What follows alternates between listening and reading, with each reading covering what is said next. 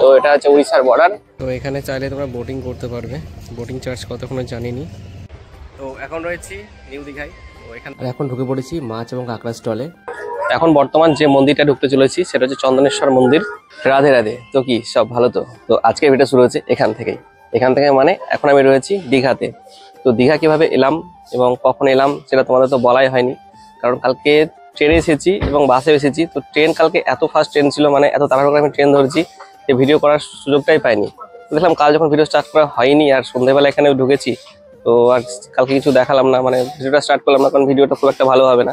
তো আজকে সকাল থেকে শুরু করছি। তো এখন খাচ্ছি চা। তো চা খেয়ে এখন ভাবছি বেরোবো একটু সাইড সিন দেখতে। তো দেখা যাক এখানে টোটো ধরি না অটো ধরি কিংবা কিছুতে যেতে হবে। তো চলো আগে চা খেয়ে নিই, তারপর তোমার সাথে কথা হচ্ছে। চলো।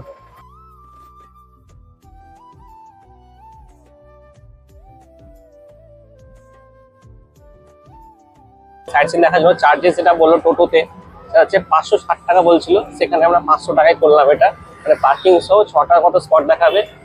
তালসারির এই সাইডে 6টা স্পট। তো সেটার জন্য এখন বেরিয়ে পড়লাম, 500 টাকায় বললো পার্কিং সহ। বেরোলাম।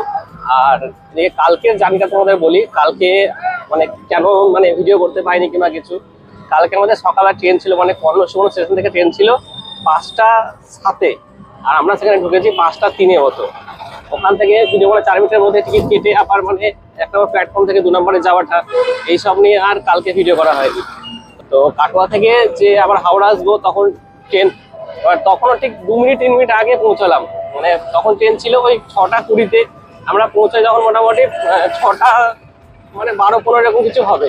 তো সেখানেও মানে সিট থেকে ভিডিও করা হলো না। এবার হাওড়া থেকে যে মানে দীঘা আসবো তার জন্য কালকে ওই মানে যখন ঢুকি তখন কটা বাজে, 9:30 বাজে, 9:35। তো সেখানে ভেবেছিলাম যে না ভিডিও মানে করবো এবং ট্রেনেই যাবো, তাই ভেবেছিলাম। কিন্তু মানে কালকে ট্রেন ছিল না বললেই চলে, দীঘা আসার জন্য কোনো ডিটেক্ট কোনো ট্রেন ছিল না। বলতে গেলে ট্রেন ছিল 2:35। এবার 2:35 ট্রেন আসলে পরে এখানে ঢুকতে প্রায় 5টা 5:30 বেজে, মানে 5টা 50 বাজবে। এবার সেখানেও বুঝতে পারছি না রিয়াল টাইম কটা হবে না হবে, এদিকে হোটেলও খুঁজতে হবে। তো সেগুলো আগে থেকে বুক করা ছিল না, তার জন্য মানে তখনও ভিডিও করা না। তো সেই মুহূর্তে মনে হলো যে ট্রেনে চলো বাসে যাবো। এবার বাস থেকে মানে হাওড়া স্টেশন থেকে বেরোলাম আর বাস ধরবো, সেই সময় মানে বাসও সঙ্গে সঙ্গে আর কি, সেই জন্য কোনোভাবে ভিডিওটা স্টার্ট করা হয়নি। আর বাস কিভাবে ধরেছি, মানে হাওড়া স্টেশন থেকে বাঁ দিকে বেরিয়ে ছিল ডিরেক্ট দীঘা যাওয়ার বাস। তো সেই বাসেই চেপে পড়েছিলাম। আর ভাড়া নিয়েছিল তোমার 200 টাকা মতো। আর এখান থেকে নামার পরে হোটেল যেখানে ছিলাম সেই হোটেলে তোমাদের দেখাবো। হোটেল ছিলাম রোজানাতে। তো সেখানে ভাড়া নিয়েছে 1200 টাকা পার ডে। আর কালকে থেকে বেরোতেই পারিনি, কারণ শরীরও খারাপ ছিল একদম। কালকে মাথা তো ধরেছিল কি বলবো আপনার বাইরে। তো সেখানে কালকেও কোনো ভিডিও হয়নি। তো দেখলাম ঠিক আছে চলো আজকে তো থাকছি এবং কালকেও থাকছি, পরপর 2 দিন থাকছি। এই 2 দিনে মানে সমস্ত কিছু দেখে নেবো এবং তোমাদেরও দেখাবো। তাহলে চলো, এই তো দেখতেই পাচ্ছ এখন সকাল সকাল বেরিয়ে পড়েছি এখন তালসারির উদ্দেশ্যে। তো দেখে এই সাইডটা পুরোটা ঘুরে আছি, তারপর কথা হচ্ছে। তো চলো এখন ঘরে যাক।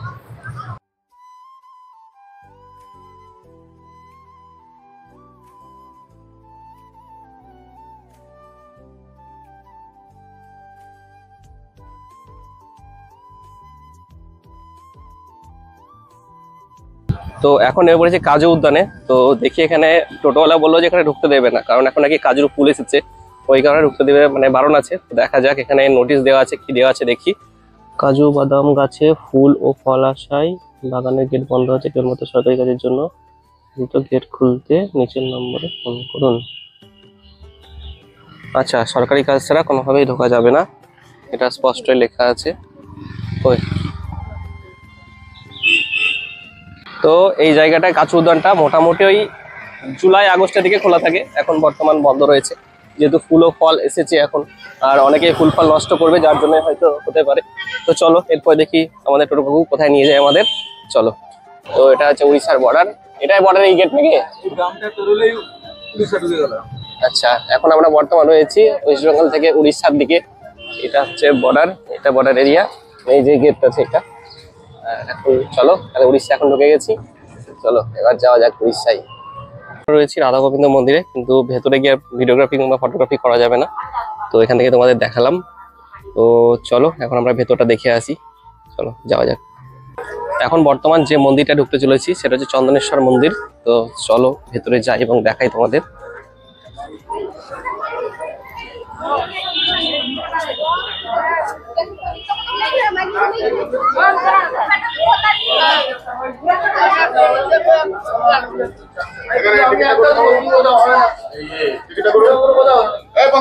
তো এই মন্দিরটি দর্শন করতে গেলে 50 টাকা দিয়ে একটা টিকিট কাটতে হবে। তো কেটে নিয়েছি টিকিট, আর সামনে দেখতে পেয়েছি ভোলে বাবাকে। তো আজকে শিবরাত্রি, এই দিনে ভোলে বাবা দর্শন ভালো লাগলো। পুজো দিতে চাও এখানে এসে এখান থেকে বাটা তোমরা পেয়ে যাবে এখানে, আর ব্রাহ্মণ তো রয়েছে এখানে। বেশ মোটামুটি ভিড় আছে, ঠিক এরকম এতটা ভিড়। চলো তোমাদের এবার পুরো জায়গাটা একটু ঘুরে দেখায় ছোট্ট করে। এখানে সবাই দণ্ডি কেটে মানত করা আছে, হয়তো দণ্ডি কাটছে এখানে।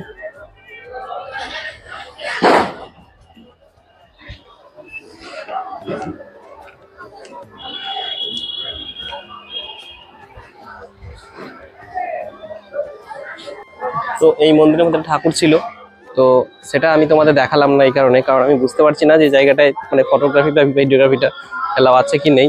তো সেই কারণে সুতরাং আমি ভিডিওটা করলাম না। তো তোমরা আসলে এখানে দেখতে পাবে।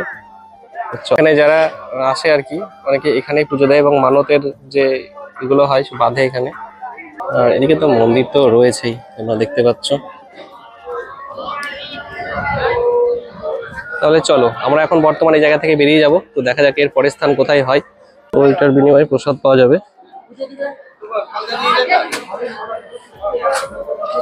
প্রসাদ দিয়ে দিয়েছেন এক প্যাকেট, মানে এই 50 টাকার বিনিময়ে মন্দিরে প্রবেশ করতে পারবে এবং ওই এক প্যাকেট প্রসাদ যেটা, সেই প্রসাদটা পাওয়া যাবে। চলো এবার তাহলে বেরোনো যাক। এখন বর্তমান যে জায়গায় আমরা আসলাম সেটি হলো তালসারি। তো এবার গিয়ে মানে নিচে নেমে দেখি জায়গাটি কেমন।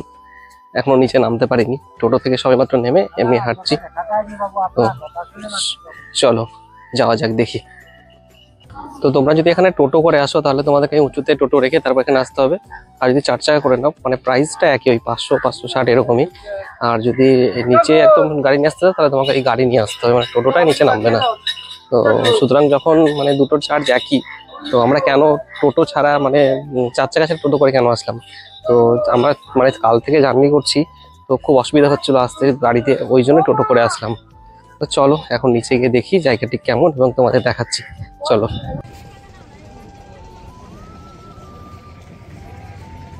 তো এখানে চাইলে তোমরা বোটিং করতে পারবে। বোটিং চার্জ কতক্ষণ জানিনি, তো জেনে তোমাদের জানাচ্ছি যে বোটিং চার্জ কত হতে পারে। তো পুরো জায়গাটাই মানে চর, ওদিকে দূর তোমরা দেখতে পাচ্ছ না, যে জায়গাটা দেখতে পাচ্ছ চর, ওই জায়গাটা মানে প্রায় বেশিরভাগ জায়গায় চর রয়েছে এখানে। আর ঢেউ তো নেই বললেই চলে, নেই ঢেউ কোনোরকম। মাছ টাছ বসছে।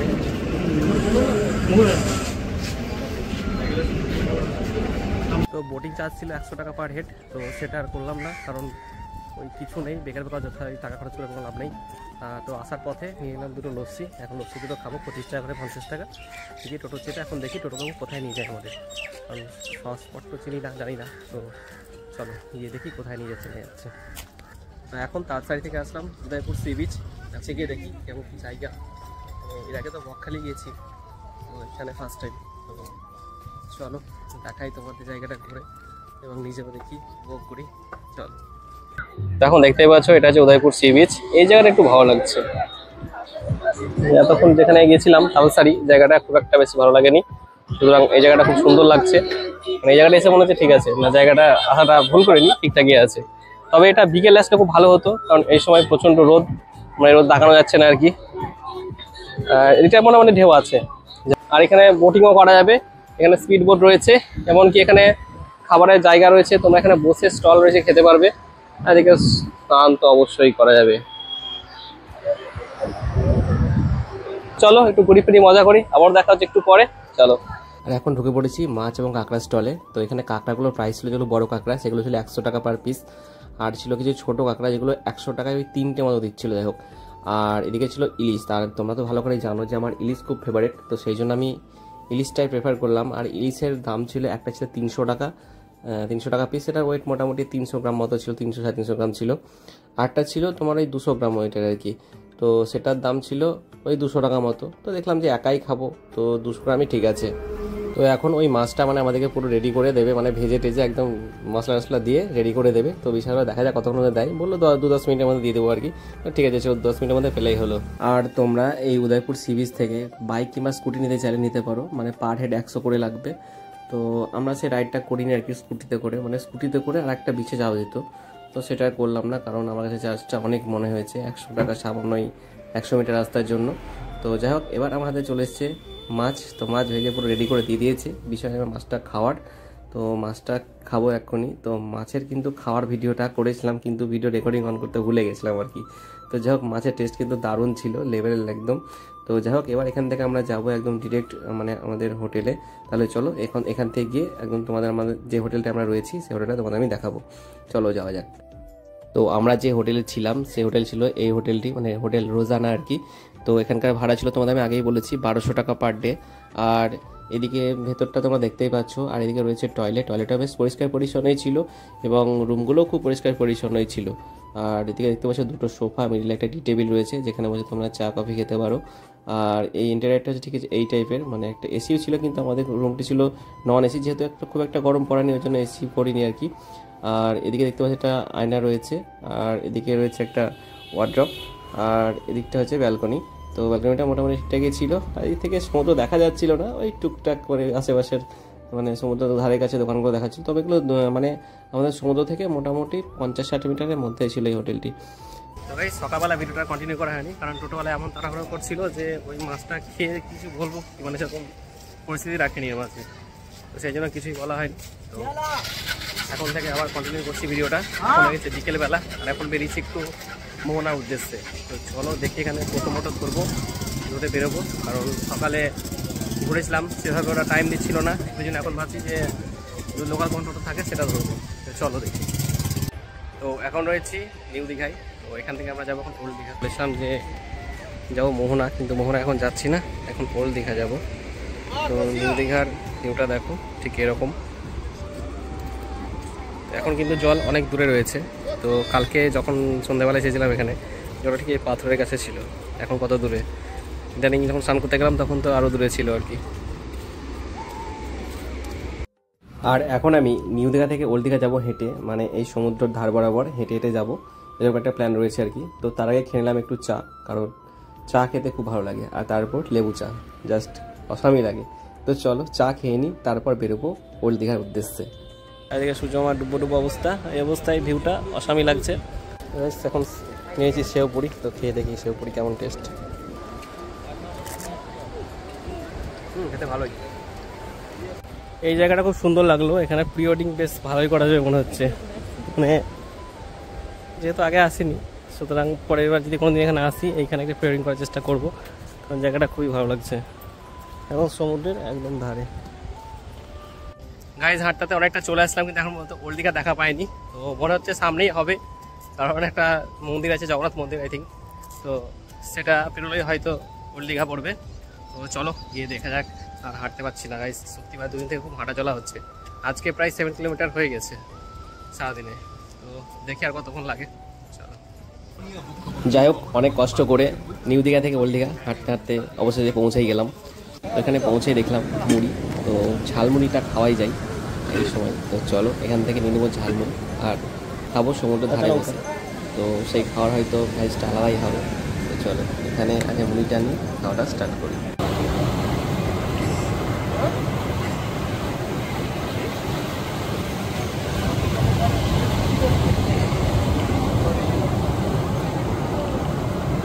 এত সুন্দর যদি একটা ভিউ হয়, কেন ভালো লাগবে না বলো? তো এই কারণে বেশি ভালো লাগছে। আর লোকজন বেশ ভালোই রয়েছে, আর সন্ধে হয়ে এসেছে। তো বেশিক্ষণ এখানে হয়তো থাকতে পারবো না, কারণ আবার আমাদেরকে নিউ দীঘা যেতে হবে, কারণ আমাদের রুমটা রয়েছে নিউ দীঘাতে। এখন ঢেউটা কিন্তু খুব ভালো দিচ্ছে, মানে এখন দারুণ ঢেউ হচ্ছে। যখন স্নান করতে আমাদের এতটা ঢেউ ছিল না, এখন ঢেউ বাড়ছে, প্লাস জল আরও এগিয়ে আসছে সামনের দিকে, মানে যেগুলো পাথর আছে। তো সকালে যখন স্নান করি মানে নিউ দীঘায়, তখন জল মোটামুটি অনেকটা দূরে ছিল, মানে ওই অনেকটা দূরে আর কি, মোটামুটি 1 কিলোমিটার দূরে। এখন দেখছি পুরো মানে ধারের কাছে। চলো একটু এনজয় করি, আর তো একটা দিন থাকবো এখানে, তারপর বেরিয়ে যাবো আবার। চলো এখন আবারও চলে এসেছি ওল্ড দীঘা থেকে নিউ দীঘাতে। আর নিউ দীঘায় এসে এগুলো কিছুটা খাওয়ার প্ল্যান করছি। তো কি খাবো সেটা ডিসাইড হয়েছে। তো সেটা হলো চিংড়ি, আর এদিকে ছিল তন্দুরি চিকেন। তো চিংড়িটা খেতে কিন্তু বেশ ভালোই ছিল আর কি, তো জাস্ট ভালোই লেগেছে আমার। তো আর এদিকে ছিল তন্দুর চিকেন। তো চিকেন তন্দুরটাও খেতে ভালোই ছিল। অনেকেই বলছেন মানে চিকেন ভালো হয় না, তো আমার তো বেশ ভালোই লাগলো খেতে। জানি না কেন সবাই বলে যে খেতে ভালো হয় না কিংবা কিছু, হয়তো এই স্টলের চিকেনটা হয়তো ভালো ছিল। তো চলো এটা খেয়ে নিই, তারপর কথা হচ্ছে। চলে আসলাম আমাদের রুমে। তো আজকে আপাতত এই পর্যন্ত এই ভিডিওটা। যদি ভিডিওটি ভালো লেগে থাকে তাহলে অবশ্যই লাইক, কমেন্ট, শেয়ার অ্যান্ড চ্যানেলটাকে সাবস্ক্রাইব করে দিও। আর যদি ফেসবুক থেকে দেখে থাকো তাহলে অবশ্যই পেজটি ফলো করে দিও। ওই টাটা, দেখা হচ্ছে নেক্সট ভিডিওতে।